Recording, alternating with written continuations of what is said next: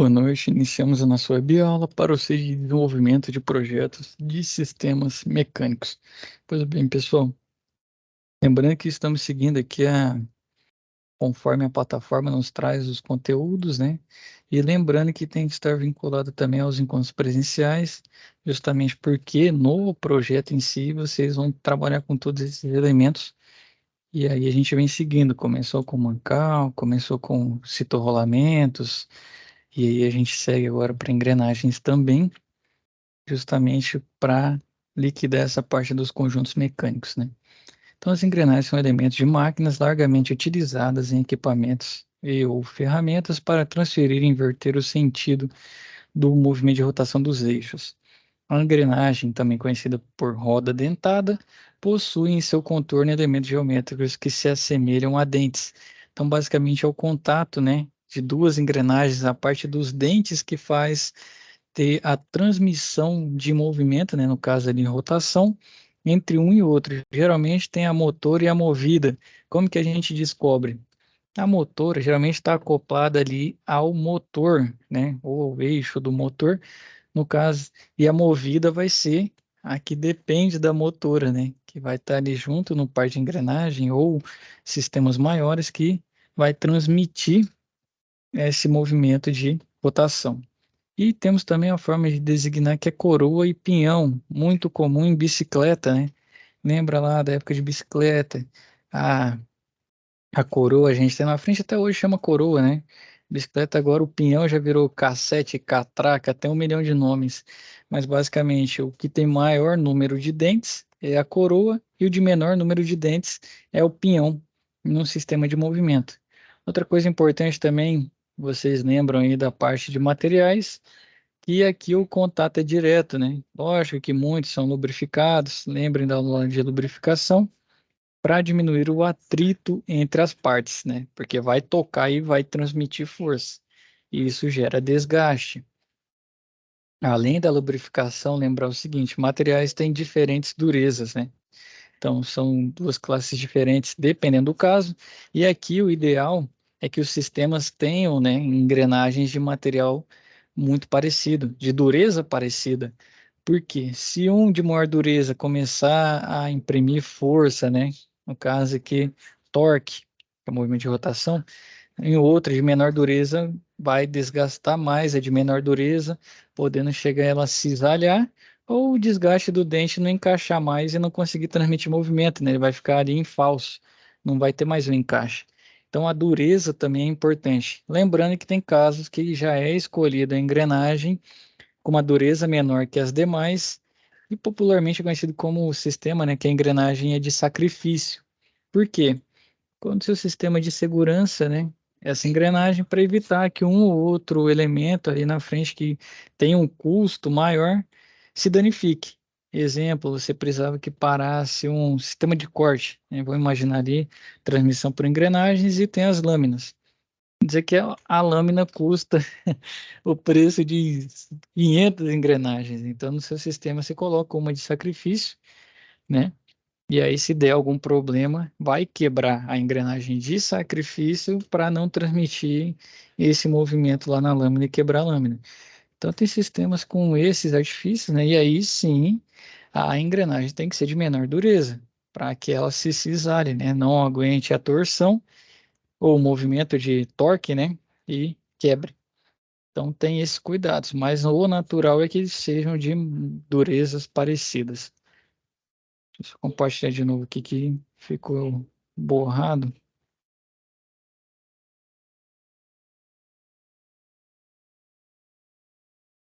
Voltando. Então, a utilização de engrenagens em conjuntos de transmissão é aconselhada em sistemas em que a transferência de força e movimento sejam elevadas, com distâncias entre eixos não muito grandes, pois o engrenamento entre dois pares de engrenagem é feito por contato, né? Uma tem que contactar a outra naquele espaço dos dentes, né? Para fazer a transmissão do torque. Então, deste modo, grandes distâncias entre eixos implicam na utilização de um maior número de engrenagens ou de engrenagens de diâmetros maiores, o que torna o conjunto de transmissão mais complexo, mais pesado e maior. Ele acaba sendo mais eficiente, né, em sistemas de maior torque e com velocidade não tão elevada. Por quê? A gente tem outros tipos de elementos, né, para fazer esse tipo de transferência. Temos policorreia, temos engrenagem corrente, né, de fato, que é o da bicicleta que a gente usou de exemplo. Tem aqui par de engrenagem, né, uma engrenagem tocando na outra. Então esses acabam sendo melhores para sistemas com maior torque. Por quê? A engrenagem tem um peso. Para você fazer girar, né, você já precisa de uma demanda maior. O desgaste também, o custo que é mais elevado, então acaba sendo mais interessante sistemas, né, com forças elevadas. E aí sistemas menores, mais simples, a gente vai ver sistemas de poli e correia sendo mais empregado, ou se o caso, né, for necessário, vai ter engrenagem ali com correntes. Então, no sistema de transmissão por engrenagem são caracterizados pela robustez, baixo risco de quebra e baixa demanda por manutenção. Outra coisa boa é que tem sinais, né? Você vê os sinais de desgaste, você pode medir o tamanho do seu dente e ver os sinais de desgaste. Tem várias outras formas de fazê-lo. Então, isso ajuda bastante na manutenção. E até da pouca manutenção, né? Pela robustez do sistema. Em certos casos, existe a necessidade de utilização de lubrificação, que também é muito comum nesses tipos de sistema. Então, quando as velocidades e os momentos torsores de engrenamento são analisados, verifica-se que, no caso onde as engrenagens estão diretamente conectadas, aquela de maior diâmetro possui menor velocidade e maior momento torsor. Lembram lá da parte de somatório de momentos? Então, o momento vai ser o quê? Vai ser a força vezes o nosso braço. Uma engrenagem maior vai ter um braço maior. A mesma força aplicada, ela vai ter um momento maior, né? Então, o momento torsor dela acaba sendo maior. Ela gira, vamos lá, se eu tenho duas engrenagens, uma que seja metade do diâmetro da outra, para uma dar uma volta maior, a menor tem que dar duas voltas. Lembrem da bicicleta, que eu acho que é um sistema que todo mundo já teve familiaridade, né? Então, seu pinhão lá, a catraca, cassete, como você preferir chamar, tem que dar muita volta, né? Quando menor do que uma coroa grandona. Então, isso justifica, né? Menor velocidade, maior diâmetro e maior momento torsor. Então, a engrenagem são definidas por padrões geométricos, como os diâmetros interno, primitivo e externo e parâmetros auxiliares, como, por exemplo, número de dentes, módulo e velocidade de rotação que são utilizados no projeto de engrenagens. O conjunto desses parâmetros que define a geometria de uma engrenagem é apresentado a seguir. Então, aqui tem uma imagem ó, mostrando a espessura da engrenagem, o vão, o passo, né, que já mostrou a espessura entre os dentes, a cabeça do dente da engrenagem, a altura desse dente, o módulo desse dente, assim vai. Aqui já destrinchado, né? O que seriam essas siglas? Ó, o DE, diâmetro externo, o DI, diâmetro interno, o DP, diâmetro primitivo, o C, a cabeça do dente, isso aí está melhor exemplificado, o F, o pé do dente, o H, a altura desse dente, o Ezinho, né, o E minúsculo, a espessura do dente, o V, o vão do dente, o P, o passo, e o M, o módulo dessa engrenagem. Então, são vários aí elementos que a gente precisa acompanhar se a gente for desenhar, projetar uma, também tem que levar tudo isso em consideração para transferência de força e de momento. Então, quando chegarem nas fórmulas, né, vocês vão ver aqui que tudo isso a gente dimensiona conforme as regras, né, a norma para projeto de engrenagem. Então, número de dentes aqui, ó, o módulo, que seria o diâmetro primitivo sobre o número de dentes, ou o passo sobre a altura do dente, se eu enxerguei certo, ou sobre a N e a rotação, geralmente. Pode ser sobre o número de rotação RPM. As engrenagens são, em geral, classificadas pelas suas características geométricas, como, por exemplo, as engrenagens cilíndricas e cônicas, e quanto ao formato dos dentes, classificados normalmente em retos ou helicoidais. Então, A seleção do tipo adequado de engrenagem a ser utilizado no projeto de um determinado sistema de transmissão depende de fatores como o nível de ruído admissível a ser produzido por essa transmissão, da disposição geométrica do eixo de entrada em relação ao eixo a qual o movimento deve ser transmitido, custo de fabricação do conjunto de engrenagens, entre outros. Aqui as engrenagens de dente reto, né? O tipo de engrenagem possui os dentes paralelos ao eixo de rotação, é comumente aplicado em projeto de sistemas de transmissão em que as velocidades desenvolvidas são baixas, pois a área de contato e as folgas entre os dentes costumam gerar níveis de ruídos elevados em altas rotações. Então, lembrando, né, que aqui já para rotações baixas, então você já vai escolher esse tipo de sistema analisando, né, vamos lá, 300 RPM, é algo bem tranquilo, né? A gente vai usar esse tipo de sistema pelo nível de ruído até o contato, né? Essa área de contato é bastante elevada, é grande, né? Pode ver ali que tem uma grandona. A grandona seria a coroa e a menor pinhão, né? Para fazer esse contato. Lembrando que se lubrificado atenua um pouco o ruído, se não lubrificado, aí tem o ruído full, né? 100%. Temos as helicoidais. Esse tipo de engrenagem possui área de contato entre os dentes consideravelmente maiores que nas engrenagens de dentes retos.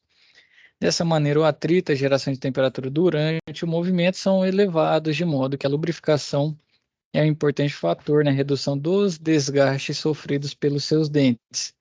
Então, até a aplicação dele aqui é diferente, o ângulo de ataque, né, para que uma gere, né, transmita o torque para a outra. Então, tem todo um cálculo para seleção, para projeto desse tipo de engrenagem. Então, além disso, a posição inclinada, que é a maior área de contato entre os dentes, também confere a ela transmissão de valores consideravelmente alta de potência e execução de movimentos mais suaves, com níveis de ruídos menores. A gente consegue atenuar e até a questão da lubrificação ajuda muito nisso. Então, aqui a gente consegue, ó, ter coisa importante alta, considerável transmissão de valores consideravelmente alta de potência, você consegue ter potências maiores, né? E movimentos mais suaves devido à geometria da peça. O tipo de transmissão pode ser utilizado para transferir o movimento nos casos em que os eixos de entrada e saída são paralelos ou formam ângulo de 60 ou 90 graus entre si para a utilização das helicoidais. Temos as engrenagens cônicas de dentes retos. Então, esse tipo de engrenagem possui geometria cônica e são utilizados para transmitir o movimento entre os eixos concorrentes, em geral, formando um ângulo de 90 graus entre si. São usualmente aplicados em transmissões de baixa rotação. Até porque você imagina ali a questão de montagem, geometria. Se for muito elevado, a chance de desincronização acaba sendo um pouco maior, por ter uma área de contato menor, mais fácil danificar esse sistema de engrenagem do que você conseguir transmitir de modo eficaz. Por isso tem essa engrenagem cônica. Pode ver que a transmissão dela também, os ângulos, né, entre os dois eixos são de 90 graus. Então a gente vai usar esse tipo de engrenagem nessas condições para serem adequadas. Temos coroa e parafuso sem fim. Então, esse tipo de transmissão é utilizado quando se deseja obter uma grande relação de redução de movimento. Lembra aí das caixas redutoras, né? Então, uma grande relação de redução de movimento e velocidade e, consequentemente, ganho de torque.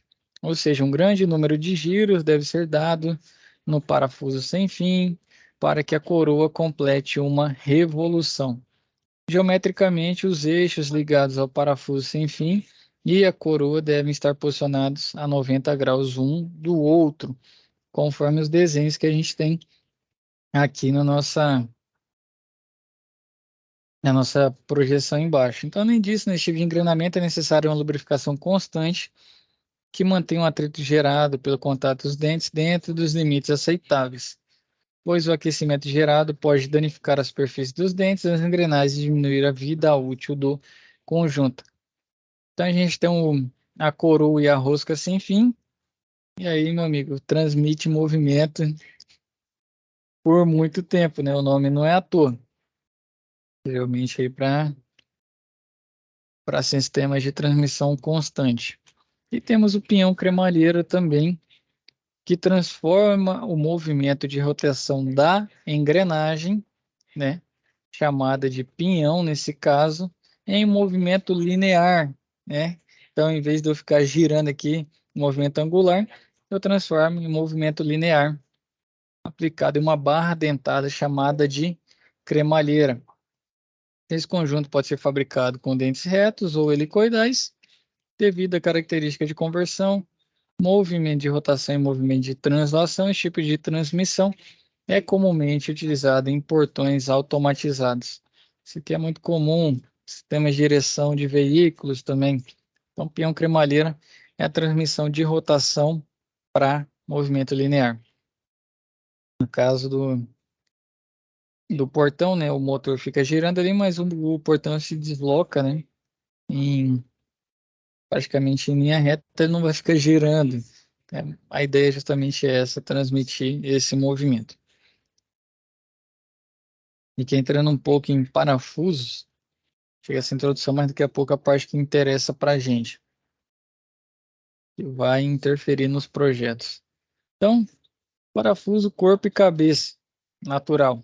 Então, a cabeça pode apresentar diversos formatos que servem para o encaixe das ferramentas que realizam o aperto e desaperto do parafuso, como, por exemplo, pode ser citada cabeça sextavada, borboleta, Allen, fenda reta, fenda cruzada, né?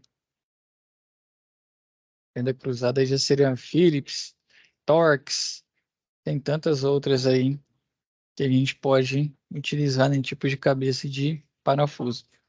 Existem ainda os parafusos que a, não apresentam cabeça, chamados de prisioneiro. Então, eles são normalmente usados em fixações nas quais não existe a disponibilidade de espaço para alojar a cabeça do parafuso. Então, ele é sem cabeça. Está aqui o formatinho dele, né? Então, o corpo pode ser cilíndrico, conforme o primeiro desenho aí da esquerda. Então, usado normalmente para fixação de elementos em madeira, além de completamente ou parcialmente roscado. Nós temos cilíndrico ou cônico, perdão. Cilíndrico é o mais comum, cônico sim é o de madeira, né? Que ele tem essa ponta aí até para ajudar a ser o guia do parafuso. Então, cilíndrico, cônico aí no meio, prisioneiro, que ele não tem cabeça de fato. Geralmente ele tem aqui o macho, né? Vai prendendo a fêmea lá. Muito comum a gente ver em rodas de veículos, esse tipo de sistema e tantos outros para montagem, né? De acoplamentos que não dá para ter cabeça. Então, os parafusos são elementos de fixação, mas para cumprir esse objetivo também possuem características que irão determinar sua força tensora ao ser utilizado em um conjunto mecânico. Então, para determinar as classes de resistência dos parafusos, convencionalmente devemos classificá-los como 4.8, 5.8, 6.8, 8.8, 10.9 e 12.9. Então, o parafuso 8.8, 10.9 e 12.9 precisam de tratamento térmico, então revenimento e têmpera, para que eles suportem cargas maiores. E os 4.8, 5.8, 6.8 não sofrem tratamento térmico. Então, o que seria esse tratamento térmico? Com o advento da temperatura, mudar a formação entra nos rearranjos dos átomos, mas é basicamente a questão do rearranjo do material em si, como ele vai ficar rearranjado. Quando faz isso, geralmente é para buscar provavelmente uma maior dureza na superfície do material, ou menor ductibilidade e menor nível de sofrer, né, uma ação flertora, né, que é partir ele, cisalhar ele. Então, revenimento e têmpera, ele vai lá, pega o material, esquenta uma temperatura bastante alta e faz o resfriamento da peça em óleo ou em água. Então, tem as classes de temperatura e é feito esse tratamento térmico. Geralmente na têmpera gera um material chamado martensita. Martensita tem uma dureza muito elevada.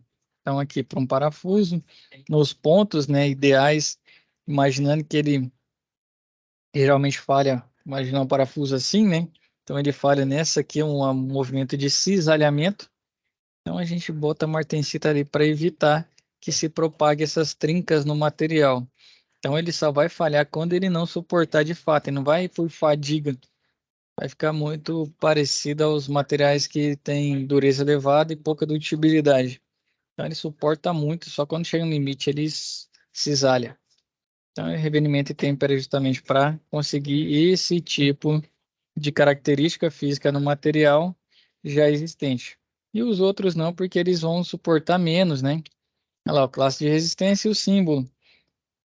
Então o ponto entre os dois algoritmos pode ser omitido. Na utilização de aço, baixo carbono na classe de resistência 10.9, o símbolo de resistência deve ser sublinhado, né, conforme a grafia ali. Por quê? Quanto maior a classe de resistência dele, né, quanto maior, provavelmente mais duro esse parafuso ele é, tem maior nível de dureza. E se você usar um aço de baixo carbono, alta dureza, não combina muito. Por isso tem os tratamentos térmicos. Se você tiver um de 10.9 com baixo carbono, característica baixo carbono, ele tem maior ductibilidade, ele acaba sendo mais maleável do que um aço de alto teor de carbono. Aço baixo carbono, conhecido como aço doce, e aço de alto teor de carbono, aço duro, né? Basicamente isso. E como que é feita a grafia, né? A marcação dessa classe de dureza nos parafusos segue as posições mais comuns. Tem um parafuso destavado ali, a marcação na cabeça, né? Todos os outros dois também, o prisioneiro não tem cabeça, ele marca conforme que é a nossa imagem.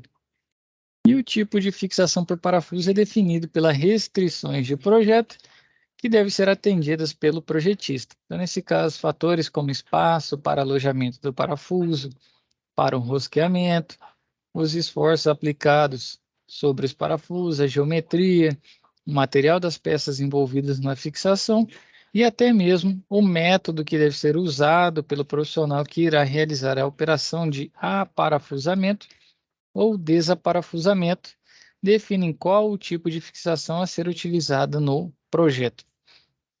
Então, quais são os tipos de fixação?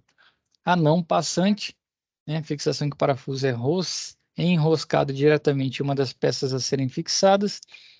Esse tipo de fixação pode ser realizada com auxílio de uma arruela para distribuir melhor os esforços que agem sobre a face da peça que está em contato direto com a cabeça do parafuso. Em muitos casos, se utiliza, ao invés da arruela, um rebaixo para alojamento da cabeça do parafuso, com o intuito de reduzir o seu comprimento útil e o espaço necessário para a sua acomodação. Então, todos não passam. Pode ver que ele entra numa superfície e não sai na outra, né? Ele fica alojado dentro da peça. E muito legal, muito importante a gente fazer o uso de arruelas, porque essa questão da distribuição da força ser aplicada na cabeça do parafuso, a gente estava falando agorinha, né, do parafuso falhar por forças cisalhantes, a porca, a arruela ajuda muito nisso para que haja uma melhor distribuição. Porque força, não, vamos lá, pressão, né, que ele vai sofrer é força sobre a área. Se você tem uma área maior, sofrendo a mesma força, a pressão é menor. Então, de certa forma, você tem tensões menores em cima do seu parafuso, na maioria dos casos, fazendo a utilização de arruelas. E temos a fixação passante, em que o parafuso transpassa completamente as peças a serem fixadas. Nesse caso, as peças são pressionadas uma contra as outras pela ação de porcas enroscadas ao parafuso. É comum nesse tipo de fixação A utilização de arruelas para distribuir as forças que agem sobre as faces em contato com a cabeça do parafuso e com a porca, que no caso usaram até uma contraporca, né, para evitar que ela faça um movimento de desrosqueamento. Então, da mesma forma, a arruela aqui é essencial para a melhor distribuição, para evitar as tensões no nosso parafuso. Certo, senhores? Vou mostrar aqui para vocês outra coisa e que a gente vai trabalhar no próximo momento presencial. Então, vamos lá.